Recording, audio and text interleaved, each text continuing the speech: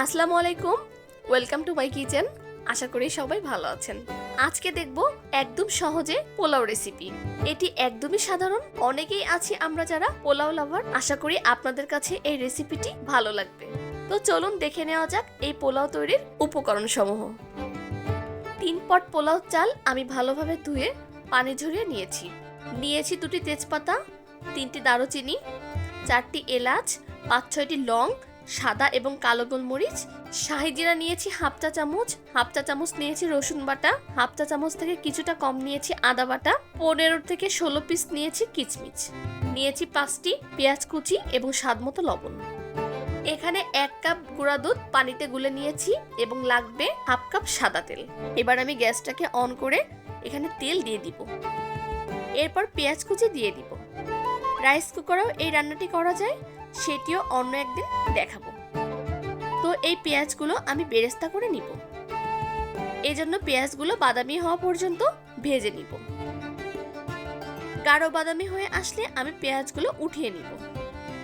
এই যে দেখতেই পাচ্ছেন পেঁয়াজগুলো একদম বাদামি হয়ে গেছে।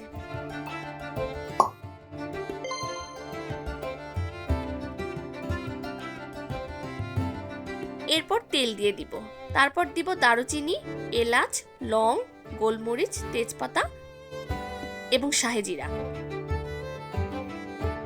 সামান্য নাড়িয়ে আমি এর ভিতর দিয়ে দিব পেঁয়াজ কুচি।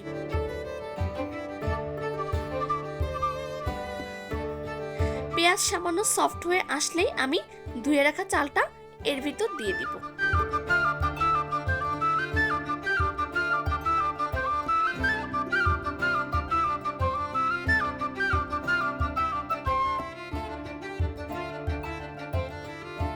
কিছুক্ষণ এভাবে নাড়িয়ে চাড়িয়ে আমি এর ভিতর রসুন বাটা এবং আদা বাটা দিয়ে দিব। এরপর ভালোভাবে নাড়িয়ে দিব এবং যখন চাল থেকে সনসন আওয়াজ হবে তখন একটা সুন্দর ফ্লেভার বের হয়ে আসবে। এই সময় আগে থেকে গরম করে রাখা পানি আমি দিয়ে দিব।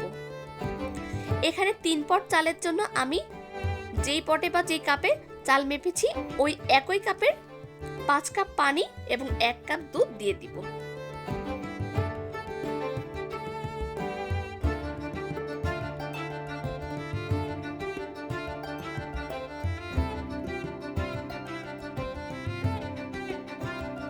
এখন সামান্য লবণ দিয়ে দিব এবং চুলার আঁচ সামান্য বাড়িয়ে দিব।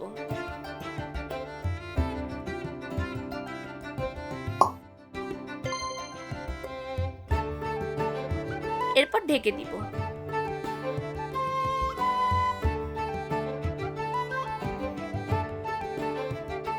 দেখতেই পাচ্ছেন ঢেকে দেওয়ার পর পানি টেনে গেছে। এই সময় আমি কিশমিশগুলো দিয়ে দিব, সামান্য নাড়িয়ে দিব এবং একটা তাওয়া নিচে দিয়ে কিছুক্ষণ দমে দিয়ে দিব।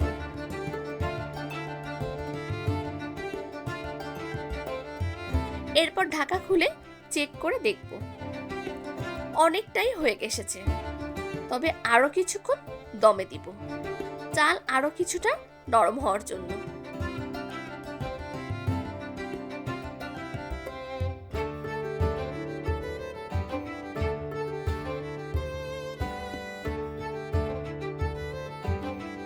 এরপর সামান্য ঘি এবং পেঁয়াজ বেরেস্তা দিয়ে মাখিয়ে নিব। ব্যাস, আমাদের পোলাও রেডি। দেখতেই পাচ্ছেন একদম ঝরঝরে হয়েছে পোলাও। পানি দেওয়ার সময় অবশ্যই ফুটানো গরম পানি দেওয়ার ট্রাই করবেন এবং চালের দ্বিগুণ পরিমাণ পানি দিবেন। সাথে চালগুলো ভালোভাবে ভেজে নিলে পোলাও আর জড়িয়ে বা আটা হয়ে যাওয়ার ভয় থাকবে না। আশা করি আজকের রেসিপিটি আপনাদের ভালো লাগবে। ভালো লেগে থাকলে অবশ্যই লাইক কমেন্ট করতে ভুলবেন না। হ্যাঁ, আর যারা এখনো পর্যন্ত আমার চ্যানেলটি সাবস্ক্রাইব করেননি তারা আমার চ্যানেলটি সাবস্ক্রাইব করে রাখতে পারেন নতুন নতুন অনেক রেসিপি দেখার জন্য। আজকের রেসিপি এ পর্যন্তই। সবাই ভালো থাকবেন, সুস্থ থাকবেন। আল্লাহ হাফেজ।